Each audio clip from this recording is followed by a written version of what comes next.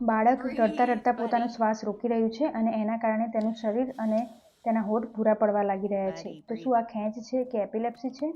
ના, આને breadth holding spell કહેવાય, જે નાના બાળકોમાં મોટાભાગે 6 મહિનાથી 18 મહિનાની ઉંમરથી લઈને 5 વર્ષ સુધીની ઉંમરમાં જોવા મળે છે. ક્યારેક બાળક વધારે જીદ કરી રહ્યું હોય, તે બહુ ગુસ્સામાં હોય કે તેને કોઈ દુખાવો થઈ રહ્યો હોય તો આ રીતનું થતું જોવા મળે છે. આ દેખાવમાં બહુ ક્રિટિકલ લાગે છે, બહુ સિરિયસ લાગે છે, પરંતુ આના કારણે બાળકને કોઈ હાર્મ થતું હોતું નથી. જો બાળક આ રીતે કરવા લાગે તો તમારે એને ફ્લેટ સરફેસ પર સુવાડી દેવાનું છે અને તેનું માથું એક સાઈડ કરી દેવાનું છે. એકદમ ઊભું કરી અને તેને શેક કરવાનું નથી.